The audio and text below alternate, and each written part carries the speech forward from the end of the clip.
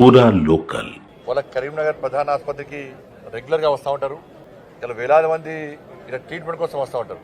దాన్ని దృష్టిలో ఉంచుకొనే కేంద్రంలోని నరేంద్ర మోడీ గారి ప్రభుత్వం మొదటి నుంచి కూడా విద్య వైద్యానికి ప్రాముఖ్యతనిస్తున్న విషయం వాస్తవం. అది ప్రధానమంత్రి Ayushman Bharat health infrastructure machine కింద ఆ స్కీమ్ కింద ఇవాళ కరీంనగర్లోని క్రిటికల్ కేర్ బ్లాక్ 23,70,00,000 రూపాయలతోని పూర్తి నిర్మాణం చెప్పడం జరిగింది.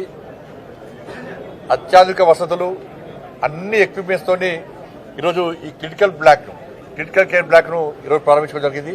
23,70,00,000. ఇది పూర్తిగా కేంద్ర ప్రభుత్వం యొక్క నిధులు. ఈ నిర్మాణం కానీ ఎక్విప్మెంట్స్ కానీ పూర్తిగా కేంద్ర ప్రభుత్వ నిధులైనప్పటికీ దానిలో డాక్టర్స్ నియామకం కానీ ప్రజలకు సేవలు అందించడం కానీ పూర్తిగా అది కంప్లీట్ రాష్ట్ర ప్రభుత్వం చేయాల్సిన పని. దానిలో క్రిటికల్ కేర్ ఇప్పుడు దాదాపు 4-5 ఆపరేషన్ థియేటర్స్ ఉన్నాయి. అన్ని రకాల ఫెసిలిటీస్ ఉన్నాయి. దానిలో న్యూరో డాక్టర్ కావాలి, ఆర్థో డాక్టర్ కావాలి, కార్డియాక్ సంబంధించి డాక్టర్ కావాలి. ఇట్లా అనేక రకాల డాక్టర్స్ అవసరం ఉంది. ఆ డాక్టర్స్కు ప్రభుత్వం ఇవ్వకుండా, సిబ్బందిని ఇవ్వకుండా మనం ఇంత పెద్ద బిల్డింగు 23 కోట్లతో కట్టుకుంటే వృధా అవుతుంది. కాబట్టి కేంద్ర ప్రభుత్వం ఒక మంచి ఆలోచనతోని ఇంత పెద్ద బడ్జెట్ ఇచ్చింది. కేవలము ఈరోజు ఇదే బడ్జెట్ కాదు. ఈ కరీంనగర్ ఎగ్జాంపుల్ కరీంనగర్ ప్రభుత్వ ఆసుపత్రికే ప్రతి సంవత్సరము 30 నుంచి 40 కోట్ల రూపాయలు కేంద్ర ప్రభుత్వ నిధులు వస్తున్నాయి. 30 నుంచి 40 కోట్ల రూపాయలు వస్తున్నాయి. ఈ మధ్య ఏమైంది, రాష్ట్ర ప్రభుత్వాలు వాళ్ళు ఇవ్వాల్సిన మ్యాచింగ్ అందిస్తలేవు. కాబట్టి కేంద్రం ఇచ్చినా కూడా ఆపాల్సి వస్తుంది. యూసీ ఇవ్వకుండా ఆపాల్సి వస్తుంది. యూటిలైజ్ సర్టిఫికేట్ ఇవ్వకుంటే ఆపాల్సి వస్తుంది. ఇది పాలసీ ఇది. కాబట్టి రాష్ట్ర ప్రభుత్వం వెంటనే సంబంధిత డాక్టర్లను వెంటనే రిక్రూట్ చేయాల్సిన అవసరం ఉంది. సిబ్బందిని రిక్రూట్ చేయాల్సిన అవసరం ఉంది. ఒక మంచి ఆలోచనతో మనం చేస్తున్నాం. ఇవాళ మీకు తెలుసు, గతంలో 2014-2015 యూపీఏ హయాంలో వైద్యానికి ఖర్చు పెట్టింది ఎంత అంటే 37,000 కోట్ల రూపాయలు మాత్రమే. 37,000 కోట్ల రూపాయల బడ్జెట్ మాత్రమే ఇలా వైద్యానికి అప్పటి ప్రభుత్వం కేటాయించింది. ఇవాళ నరేంద్ర మోడీ గారి ప్రభుత్వం వచ్చిన తర్వాత, నరేంద్ర మోడీ గారి ప్రభుత్వం వచ్చినాక 1,18,000 కోట్ల రూపాయల బడ్జెట్ను వాళ్ళ కేటాయించలేదు. అంటే 1,00,000 కోట్ల బడ్జెట్ను ఎక్స్ట్రా వాళ్ళ కేంద్ర ప్రభుత్వం వైద్యం కోసం కేటాయించింది. విద్య కూడా అంతే.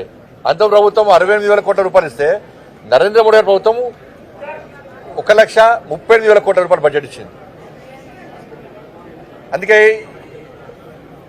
ఎన్హెచ్ఎం కింద అన్ని పిహెచ్సి సెంటర్లు కానీ, బస్తీ దవాఖానలు కానీ ఇవన్నీ కూడా కేంద్ర ప్రభుత్వమే. ఇవాళ కేంద్ర ప్రభుత్వ నిధుల ద్వారా మాత్రమే ఇవి నడుస్తున్నాయి.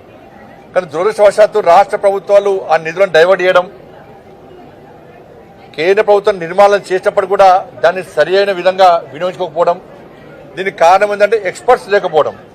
ఇవాళ నేను గతంలో మంచి ఎక్స్రే మిషన్ ఇచ్చాను నేను, కానీ ఎక్స్పర్ట్ లేడా. ఆ ఎక్స్రే మిషన్ ఖరాబ్ అయిందని చెప్పి మళ్ళీ మూల పడేస్తారు దాన్ని. వాళ్ళ నేను ఇంతకుముందు అంబులెన్స్ ఇచ్చిన ఇక్కడికి, వీళ్ళకు కాన్సన్ట్రేటర్స్ ఇచ్చిన, ఆక్సిజన్ మిషన్ ఇచ్చిన, బెడ్స్ ఇచ్చిన, వెంటిలేటర్లు ఇచ్చిన, అంబులెన్స్ ఇచ్చిన, ఐసీయూ ఫెసిలిటీ ఉన్న అంబులెన్స్ కూడా ఇచ్చినాయి.